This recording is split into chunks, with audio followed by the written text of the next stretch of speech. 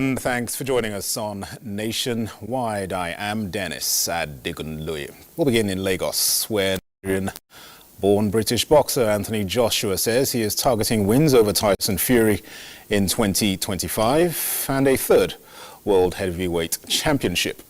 The renowned boxing champion began his new year with a high-profile visit to President Bola Tinubu in Lagos, where he presented the Nigerian leader with an autographed boxing glove. Speaking after the visit with State House correspondents, Joshua expressed gratitude for the warm welcome and reflected on his last fights. He maintains his resolve to bounce back in the new year.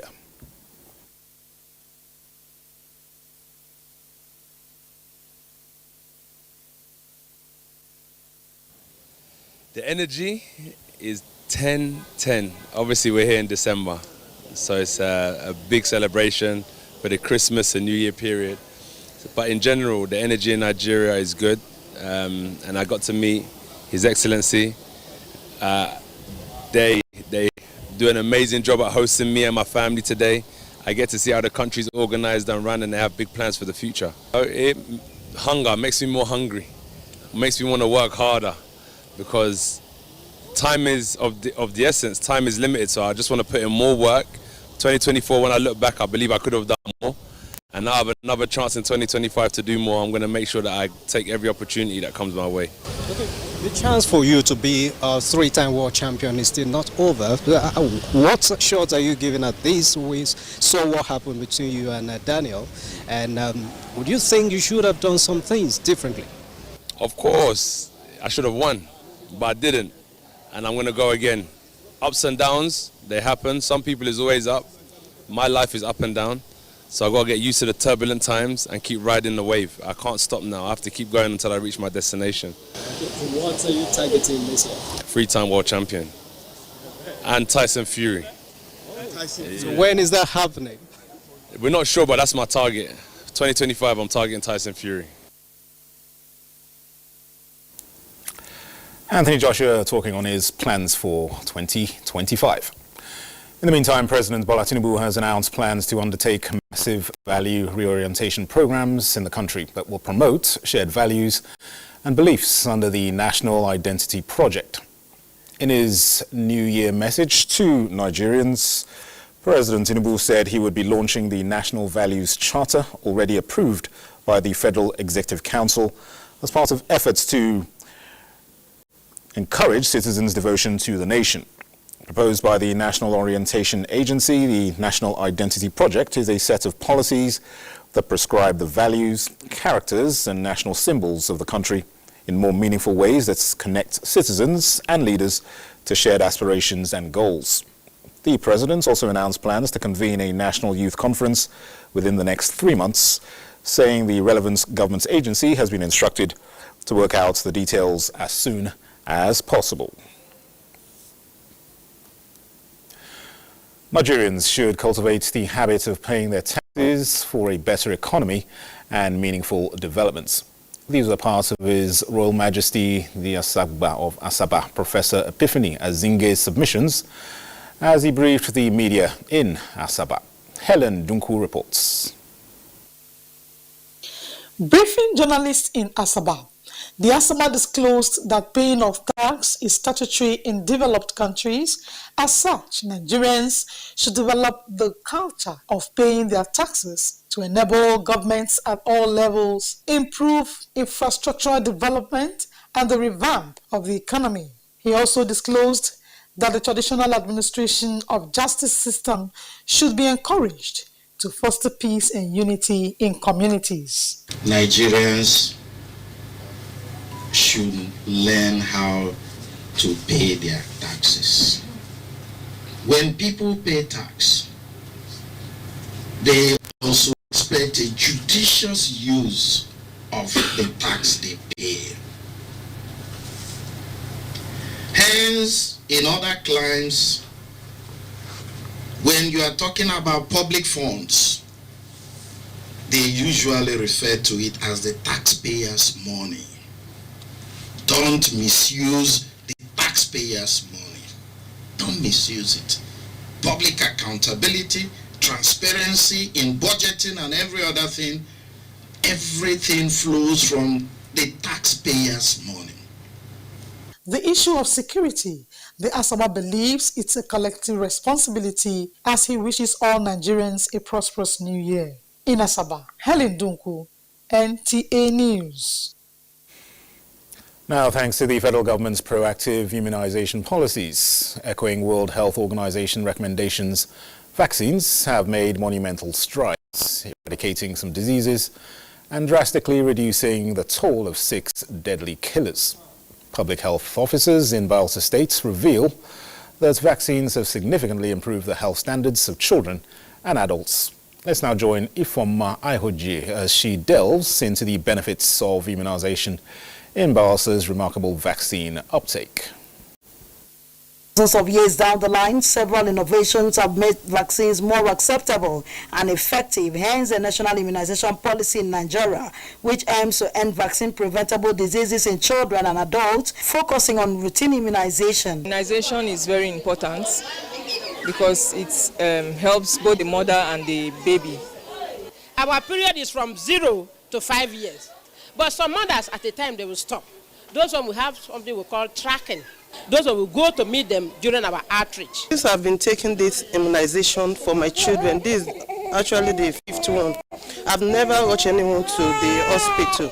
Just as it is required, I'll bring them until they are 5 because I've seen the benefits. And I urge other women out there to also immunize their children because it is the right thing to do. While vaccine uptake statistics and success stories in Bayelsa State have been adjudged impressive, public health stakeholders urge everyone to continue to prioritize immunization for themselves and their loved ones to ensure improved herd immunity. In Yanagwa, Ifoma Aihoji, NTA News.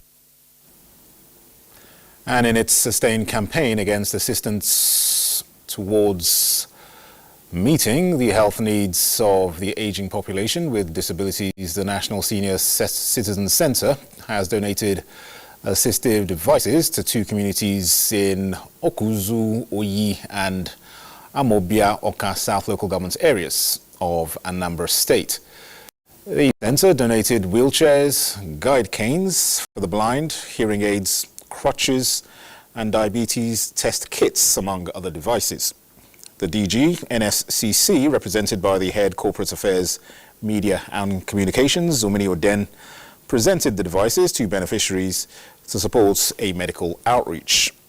In Amobia, the assistive devices were handed over to the Ignatius Akubud Center for its works and advocacy in dementia and alleviating the impact of Alzheimer's in communities. A physiotherapy clinic equipped by the Traditional Council of Okuzu was also commissioned. The Catholic Archbishop of Owerri Archdiocese, Most Reverend Lucius Ogoji, has pledged commitments of the Archdiocese towards improving the sanitary conditions of Owerri Correctional Centre. The Archbishop made this known to NTA News during his visit to the custodial centre, where he marked the new year with inmates. Lorita Rinze Igwim reports is now presented. It is an annual program of the Catholic Archdiocese of Owerri to celebrate with inmates at Christmas or New Year to enable them partake in the joy of the season. This 2025 is not an exception, as the Archbishop of Owerri Ecclesiastical Province, Most Reverend Lucius Ugoji, visited the Owerri Custodial Center on this first day of the year with food and drinks for the inmates. The clergy expressed displeasure over the poor sanitary condition of the correctional center and assures of the support of his archdiocese in improving the condition. He also expressed worry over the increased number of awaiting trials and called on the judiciary to expedite action on the dispensation of justice, describing justice delayed as justice denied. Archbishop Ugoji, however, challenged the inmates to live a God-fearing life even while in the center. So our coming here is because we have faith that Christ, who was born in Bethlehem, also can be encountered in the correctional center. Homily enough, we were able to strengthen the inmates to tell them that freedom is very important for them to be good character, even as they are here, so that when they live here, they become good citizens. There were distribution of food and drinks to the 1,331 inmates.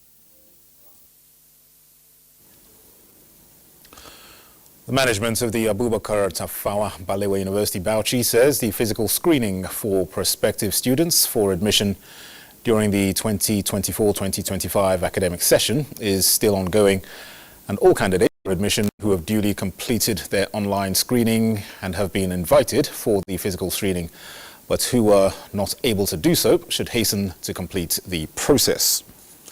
In a statement by the Director, Information and Public Relations, Zilani Bapa, the management says online registration for both old and new students is to be completed by 7th January 2025, while 300 to 500 level returning students are to resume on 6th of January 2025 and complete their physical registration by 7th of January. Late physical registration will be conducted between the 8th and 12th of January. Also, new and 200 level students will arrive on the 8th of January 2025, while their physical registration holds between 8th and 9th of January, and their late physical registration is scheduled for 10th to 13th of January 2025. Practitioners in the country have called for a shift in the style of problem reporting to a more constructive solution-based reportage to set agenda in various public spaces in 2025, especially now that the nation is moving towards reviving its socio-economic life. Media professionals made this call while setting agenda for the new year. Lanre Gbeleyi has more on this. There is a reason why the news media and its practitioners are being called the fourth estate of the realm. This unofficial but widely accepted role connotes the importance of news media ability in guiding and nudging the government and the public towards a positive direction in their storytelling. They have over the years become a constant reminder for government to deliver on its promises made to the citizens. Journalists can shape the public opinion by determining what issues are given most attention or priorities. As journalists, we go out, we investigate and report on issues. Fact checks must also be created in all the media organizations to ensure that the information we are giving to the people are truly the facts and best to inform and then to educate and entertain the citizen. They say Nigerian media practitioners should do more of solution storytelling that enlightens and creates public awareness. In Lagos, Lanre Gbeleyi, NTA News. And Lanre Gbeleyi joins us now, live from Lagos, for more updates on this. Hello, Lanre. What can you tell us about how this has been developing? Dennis, one thing strikes me that made me to pursue my colleagues, if I can use that word, because of festive season. I have to call them and say, look, let's talk about these things. I was privileged to be in a program organized by the Minister of Information last year, and they are talking about the various interventions by the federal government, the NEL Fund and all what have you. And I discovered that half of the people in that hall, I'm talking of stakeholders, community leaders, church leaders, artisans, market women, they do not know half of what the programs of the federal government that is for them to access. Now that got me thinking that this is a space that the news media ought to fill. They ought to report these programs. It's a solution-based program. The federal government acknowledged that there's a challenge and is trying to provide solutions to this challenge. And there's little or no information about it. The news media are preoccupied with problems reportage, and these are solutions to those problems. Why can't we, deal with these problems, solutions too? And that is going forward in 2025. What my colleagues are saying, that it should not be problem reportage. It also should be solution reportage too. And there's another event that took place. A bank had a financial problem, and the new social media was awash with all kinds of stories all of you go and collect your money, this bank is going down, another bank will follow suit. And I was privileged again to go to a program organized by the NDIC. And I discovered that the solutions to all these problems, the people that put their money in these banks, they are all there for everybody to access. And nobody is getting this information out there to the people, and the people are panicking. This is another space that the media could fill up and tell the people about it. It's also a solution-based reportage, and so on and so forth. So my colleague says in 2025, this should be a tradition. This is the modern way of reportage, Dennis. Yes, absolutely, Lanre. Definitely solution-based reportage is the way to go, and certainly would help a lot of things in this country as we move forward into 2025. Many thanks, Lanre. All right, so we're still staying in Lagos, where we'll be joining Hingano John Adams, who will give us our next set of reports. Hello, Hingano. Happy New Year.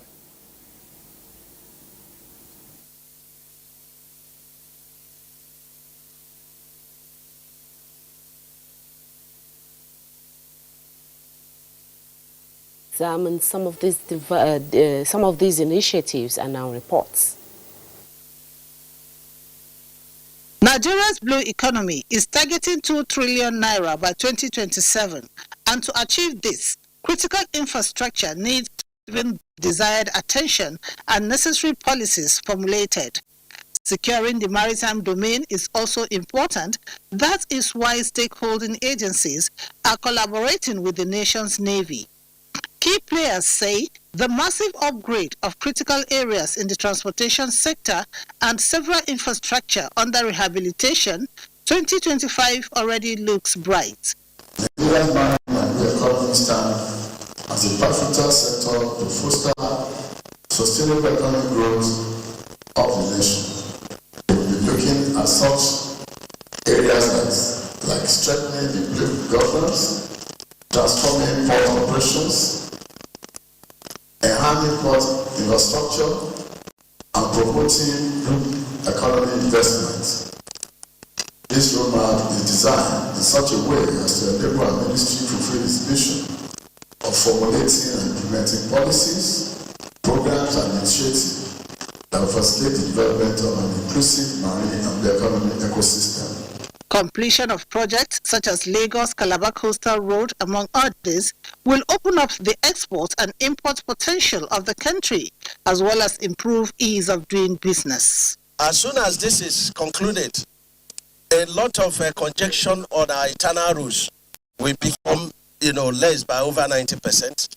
The problem we have in transshipment of goods at our Papa Wharf will become a thing of the past. A train station is also starting at kilometer 16, and this is going to run all the way to Calabar. Experts are optimistic that the present administration's efforts in realizing its vision of improving the nation's economy is on course in the coming year. In Lagos, Lane Lenake, NTA News. Education is a fundamental right for all children, regardless of their abilities. This means giving children with special needs the same opportunities for education and personal growth as their peers is their right. In this report, correspondent takes a look at government's efforts towards inclusive education. Accessing quality education sometimes can be challenging for children with special needs. That is why embracing inclusive education is important, as it values diversity and promotes the participation of all students, regardless of their abilities, disabilities, or backgrounds. As the federal government revamps the education sector, it is also considering children with special needs. We have a national policy on inclusive education. The national policy is very detailed, and in that it takes into account the different groups that we have in the country, including the special needs. So the government has put in place a mechanism to ensure the full implementation of that national policy on inclusive education. Since inclusive education is also about creating a learning environment that values and supports the diversity of all students, key players believe With the right infrastructure, learning facilities, and plans, children with special needs will achieve their potential. In our own intervention or initiative of establishing 37 smart schools which promote digital education, in all of these schools we have provided and or taken care of the physically challenged learners. What we are trying now to do is to have a curriculum that will be in concordance with the yearning of individuals based on their needs. With inclusive education in Nigeria now gaining the interest of many, it is expected that children with special needs will have access to individualized education plans that cater to their unique needs and abilities. In Lagos. Those are the reports from Lagos. Nationwide continues in Maiduguri after the break.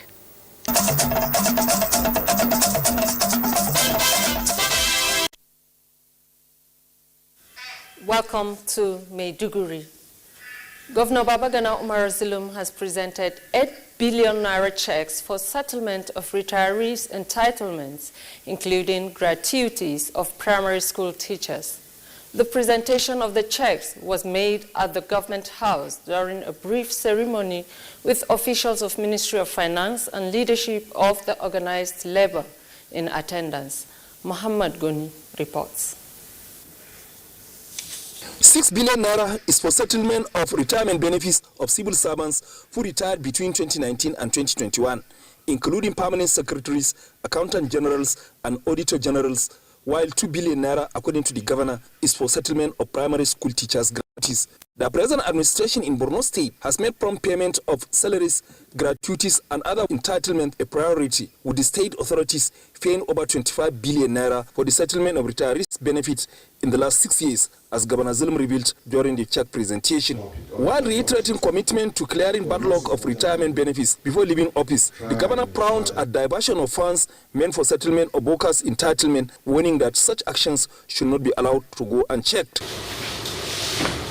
It is very disturbing to note that even some of the funds that were released during the previous administrations were not paid. Most of the money, some were, taken away by some civil servants and political leaders in the name of payment of gratuities. He also pledged to look into the possibility of upward review of pensions in view of the contributions of pensioners while in active service, adding that the state authorities will maintain the current system of pension, which is worker-friendly, and drop the idea of adopting the contributory pension scheme. Commissioner of Finance Umar Malada Lorima thanked Governor Zulum for approving the release of the funds for the settlement of state's retired civil servants and primary school teachers. Chairman of the Board of Retired Permanent Secretaries, Modu Mustafa, described the event as unprecedented and thanked the governor for the gesture. In Maiduguri, Muhammad Goni, NTA News. Borno State Police Command has recorded breakthrough in the outgoing year 2024, especially in terms of achieving its core mandate of protection of lives and property of the citizenry. State Commissioner of Police Mohammed Yusuf Lawan made this assertion during the 2024 end-of-year press briefing held at the command's headquarters in Maiduguri. Abubakar Musa reports. It has been a long-standing tradition for the Borno State Police Command to present its scorecard every year towards reviewing challenges and successes recorded so far, as well as prepare for the incoming year. Though not devoid of challenges, Borno State Police Command says it has recorded significant breakthrough in 2024, as it has arrested 721 suspects for committing various offences within the year under review.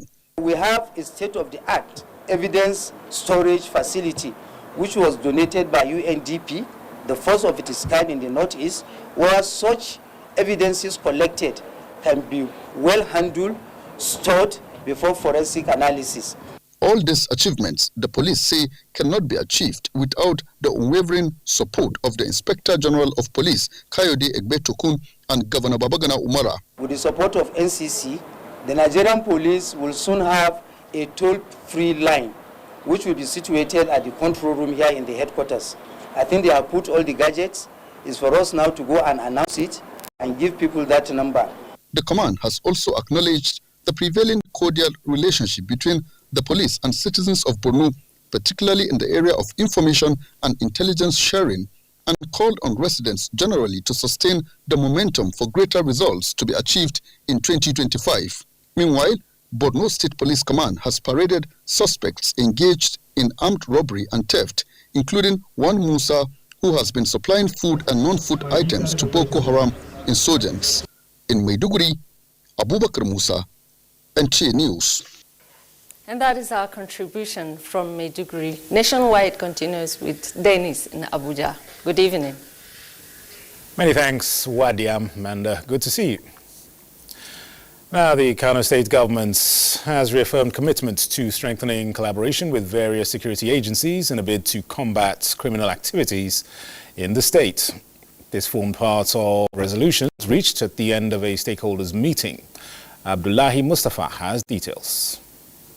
Because of that, 80% of pedros in northern Nigeria in Kano, that's why the federal government insisted that there must be this control. This is a meeting of law enforcement community convened by Kano State government in response to the alarming resurgence of phone snatching, violent clashes between rival gangs and other forms of criminal behaviors. The core of the discussions centered on combating the pervasive circulation and abuse of illicit substances, widely regarded as a major driver of these security challenges. With the rise in drug abuse and the spread of counterfeit pharmaceutical products contributing to much of the arrest, officials emphasized the need for urgent and decisive action. Representatives from various federal and state agencies present at the meeting expressed commitment to strengthening their support for Governor Abubakar Yusuf's efforts to ensure a safer, drug-free Kano.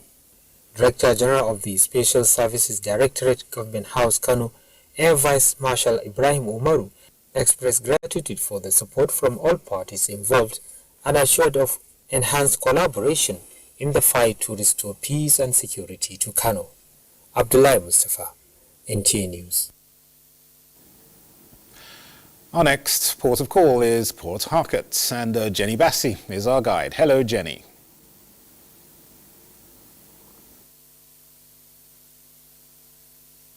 Very much, Dennis. Governor Siminalayi Fubara has declared open the 119th and 120th quarterly general meeting of the Rivers State Council of Traditional Rulers in Port Harcourt with a call for greater synergy and impactful leadership. Osinachi Samuel reports. Governor Fubara, while declaring the meeting open, is satisfied with the joy and unity in the state's Traditional Rulers Council. He says the chairman of the council is running an open and transparent council. He lauded the leadership style, which has restored dignity and respect to the traditional institution in the state. I'm happy that I made the right leadership choice, and even more elated that we now have a Traditional Rulers Council that is committed to its responsibility and represents national state unity. To maintain the peace currently experienced in the state, he urged the local government councils and the security agencies to maintain law and order and rid the communities of crimes and criminal elements. Chairman of the council, Ezechike Wodo, Eze Oha Apara Kingdom, thanked the governor for not only providing the enabling environment, but also funding every sitting, which has ensured a smooth operation. Commissioner for Chieftaincy and Community Affairs, Charles Amadi, assured the governor of strong collaboration to strengthen the traditional institution and the government for effective and efficient governance.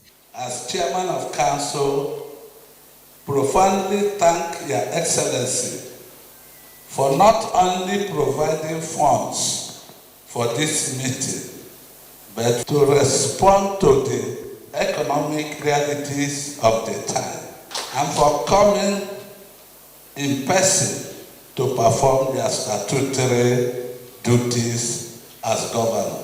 In Port Harcourt, Osinachi Samuel, NTA News. The Nigerian Customs Service Area 2 Command has reported a 16 billion naira excess revenue from the 618 billion naira set target for 2024. Customs Area 2 Controller One Mohammed Babandede at an end-of-year briefing says the command seized 12 by 40-feet containers of illicit drug valued at 20.3 billion in its latest arrest. Kingsley Amajuru reports. Our revenue target for 2024 is 618 billion. We have recorded 634 billion. This amount has exceeded the last year's target by 321 billion. Following its November operation, which led to the seizure of 22 containers over various infractions, Nigerian Customs Service Area 2 Commando has achieved another milestone in its fight against the importation of illicit and counterfeit drugs. The latest interception involved 12 containers loaded with 1.7 million bottles of codeine cough syrup, 7 million tablets of tramadol, and other prohibited items. The Nigerian Customs Service emphasized that the seizures were made possible in collaboration with other security agencies with the aim of safeguarding public health and enhancing national security. The duty paid value of the 12 containers stand at 20 billion 309 million 890,800 naira. This latest seizure underscores the fashion and diligence of the officers and men of the One Command in collaboration with our key partners and sister agencies. Meanwhile, the Nigerian Customs Service Officers' Wives Association, COA, Area 2 Command, One, marked the Yuletide by giving back to the society. They presented palliatives and empowerment items to orphanage caregivers, widows, and COA members, demonstrating their commitment to social welfare during the festive season. In Port Harcourt, Kingsley Amajiri, NTA News. Reports from Port Harcourt, Kaduna will be next on Nationwide after this break. And you're welcome to Kaduna on Nationwide. Here we begin with agricultural matters. The vast potential available in the agricultural sector, if fully harnessed, is said to be sufficient to address the nation's security challenges. This was the submission of agronomists in Kano, Professor Ibrahim Muhammad Hadeja, in a paper presentation titled Unlocking Opportunities for Youth in Innovative Agriculture, organized by Birnin Kudu Old Boys as part of their contributions to addressing youth unemployment. Aminu Umar has the details. From the arid plains of Jigawa to the bustling cityscapes of Kano, agriculture has always been a vital part of life. But today, it is more than just a way to feed families. It is becoming a key avenue for economic empowerment. With vast land and vibrant youth population, enough to drive the desired economic growth through employment generation, the stakeholders believe are not fully utilizing the potentials. The use of phones, smartphones, now is being used to do a lot of things in agriculture, to calculate fertilizer levels, to determine water requirements and the rest of it. Innovative agriculture that involves using cutting-edge technology, training programs on latest agro practices, and government financial support will be the sure way to revitalizing agriculture in this region. This will also attract youth to engage meaningfully in agriculture as a means of addressing security challenges. If our private investors will now buy cows, slaughter them here, and by slaughtering them here and processing them, they are offering services or they are offering employment to our youths. And there's many of the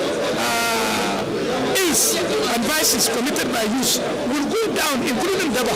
The stakeholders believe the state needed a proper direction that will help them focus their attention to youth towards unlocking their potentials through innovative agriculture. In Kano, Aminu Umar, NTA News. In an effort to tackle the issue of poverty, the Katsina Consultative Forum organizes a high-level parley, bringing together stakeholders to champion a new path for the state's development. The forum's annual dialogue focused on exploring strategies for poverty eradication and sustainable development in Katsina State. Awal Haliru tells us more. Statistics show that Katsina State recorded a poverty headcount rate of 74.1% in 2020. This pervasive poverty has far-reaching implications, contributing to insecurity, illiteracy, and rising cases of drug and substance abuse. Against this backdrop, the Katsina Consultative Forum convened a stakeholders meeting to discuss and prefer solutions to the lingering issues of poverty in the state. Poverty is a significant challenge to the development of our dear state, particularly as mental development factors. Our first goal now is to identify the problem, analyze it, and come up with effective strategies that, when implemented, will help to alleviate poverty. The forum brought together policymakers, community leaders, intellectuals, professionals, and other stakeholders to share knowledge, expertise, and experiences in addressing the challenges.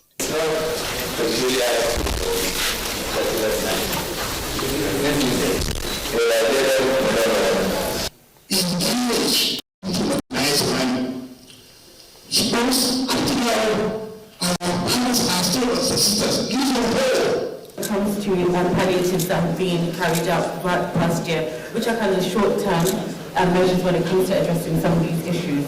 They emphasized the need for a multifaceted approach to address these challenges. The agriculture that we are talking about, the rainy season agriculture, last year, the state of subsidized about 400,000 bags of assorted fertilizer to farmers. While we are trying to look at all these huge gigantic programs that will create wealth.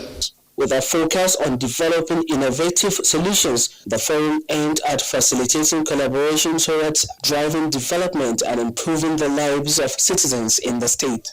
Awal Haliru, NTA News. And Awal's report completes our package from here. Time to rejoin Dennis in our Abuja studio. Dennis, good evening and Happy New Year. Happy New Year to you, Salamatu, many thanks. Happy New Year to you, Salamatu, many thanks. All right, Kaduna State is now witnessing a better security situation, with peace returning to many areas, particularly the once troubled Birnin-Gwari and Giwa local government areas.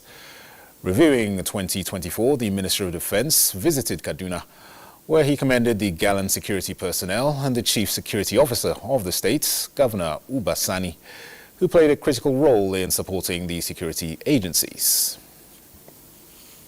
The Northwest has been battling with security challenges, displacing people in their homes and villages, with the security agencies striving hard to find a lasting solution to this lingering problem. The Minister of Defense and his team, who have taken the front seat, providing the necessary support for the security agencies to succeed, are moving from one state to another to assess the situation on ground. Undeterred by the late hours, the team arrived Government House Kaduna, all in a mission to strengthen collaboration with the state government to end security challenges in the region. We have seen tremendous successes in the last few months, and we will continue to maintain the tempo with your support. We will continue to push, and our troops are ready and willing to fight this to an end. I must not end my remarks without expressing our profound appreciation to President Bola Ahmed Tinubu, GCFR, for his uncommon and sustained support to the Northwest Zone. While in Kaduna, the minister visited the Operation Fansanyama formation in Birnin-Gwari. For the last 6 months, I've not heard of a civilian being kidnapped on this road or being ambushed. The state government has also been providing the necessary support to the security agencies. Last year, these vehicles and motorcycles were distributed to various security agencies in the state. The current and emerging threats to peace and security in Kaduna State made it imperative for us to initiate the process of supporting our security agencies with a well-equipped forensic center. Forensic investigation and analysis is the most effective scientific tool for criminal detection. This combined effort has led to the reopening of the once closed cattle market in Benongwari and the surrender of over 200 bandit camps. In Kaduna, I'm Muhammad Umrajingi, NTA News. And Mohammed is with us now live from one of the strategic areas of Kaduna to give us more insights on the situation. Hello, Mohammed. Very good news coming from Kaduna with regards to the security situation. Just give us some idea of the methods being adopted that led to the improvement in the security situation. Yes, indeed, cheering news from Kaduna State, and you asked me what are some of these methods adopted by the state government. The state government has adopted both kinetic and non-kinetic approach in tackling some of these issues of insecurity. Apart from Jos, it will interest you to know that it is only Kaduna State that has established Peace Commission to promote peace among the diverse ethnic groups in the state and to push for reconciliation between aggrieved parties, particularly between farmers and herders. And like you've seen in that report, the state has deployed technology, high-tech equipment for that matter.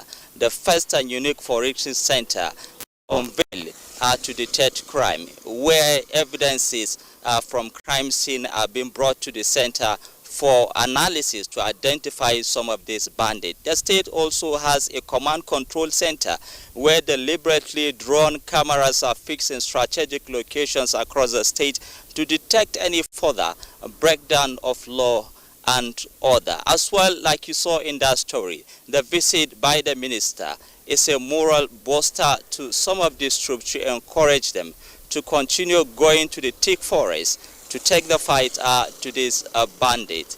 Where I'm standing now is the road to Benongwari. In the past, I cannot dare to be here because it is like a death sentence. One staying here or motorists passing here to Benongwari without any security escort.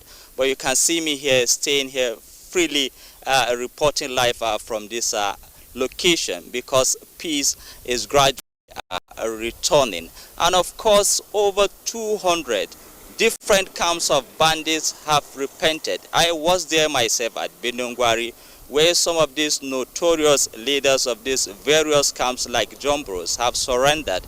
They have dropped their arms. They've said they are ready now to embrace peace. So generally, some of these security issues being faced by Kaduna State are gradually diminishing. Particularly, let's talk about Southern Kaduna. That was on the news in the past for bad reasons, for one kidnapping or one communal clashes or the other. Some of these issues have now been arrested. You can bear me witness. We've spent some months without hearing any security breach or conflict from that axis, particularly Zango and Katab. The place is now very quiet, and that is why the people of Kaduna State are celebrating. They are commending the federal government under the leadership of President Bola Ahmed Tinubu, the state governor, Senator Obasani, who has been supporting the security agencies with some of these logistics for them to carry out their work of ensuring peace and stability in the state. And that is why the state has celebrated this 2025 with a grand style. You bear me witness, in the entire northern Nigeria, there is no state that has celebrated its countdown with such a style and demonstration of unity and togetherness. The event was held very late at night at 1 p.m. But you can see people came out freely to usher in the 2025. What they've been saying is this, that this progress and this tempo will be sustained so that we can see more security in the 2025. The only thing is that, bad news do sell more. People don't usually celebrate and treat good, but it is generally peaceful in Kaduna State. The people are going about their normal businesses. Where you can see some vehicle passing, they are on their way to Benongwari. This is not possible in the past. So we thank God for this great success and achievement. Definitely, Mohammed, and thank you, Lord, for that. And we certainly hope that, as you mentioned, sustaining this progress is crucial, and we certainly hope that will be the case as we progress into the new year and beyond. Many thanks, Mohammed. Now, the Northern Regional Caucus of the House of Representatives, led by its chairman and Majority Leader of the House, Al-Hassan Dogwa, was in Dutse to condole with the Governor of Jigawa State over the demise of his mother and son. Mohammed Musa Askira reports that the Northern Caucus prayed for the repose of the souls of the departed. Northern Regional Caucus of the House of Representatives, led by the Majority Leader Ado Dogwa, joined other dignitaries including the Special Assistants to the President on Political Matters Kabiru Masari, Minister of Budget and Planning Atiku Abubakar, Minister of Agriculture and Food Security Abubakar Kyari, Presidential Candidate of Labour Party Peter Obi, and the Chief Executive Officer of Dangote Group, Aliko Dangote, among many others. While at the Presidential Lodge at the Government House in Dutse, sympathizers commend the resilience, doggedness, perseverance, and fortitude of the Jigawa Governor Umar Namadi for absorbing the shock brought about by the demise of his mother and son, and remain calm and carry on with the development activities in the state. They pray for the repose of the departed souls and urge the governor to take solace in the fact that it belongs to God what he gives and belongs to him what he takes back. Certain things happen. They can be touching. They can also be traumatizing. But whatever comes from God, it is in his own wisdom. Allah knows best. When things of this nature happens, we are not, as human beings, we are not to question what Allah has done. Almighty Allah will forgive their sins and grant them eternal rest and grant them the fortitude to bear their great irrepressible loss. Was this your time? There's no way about it, we're all waiting for our own time. Everybody has his own appointed time of, going back to his Lord. Governor Umar Namadi thanked the sympathizers for encouraging him to stay strong amidst this divine test. From Dutse, Muhammad Musa Askira, NTA News. Right, Buchu will now give us some stories from the world of sports. And that concludes Nationwide. From me and the team, thank you for watching.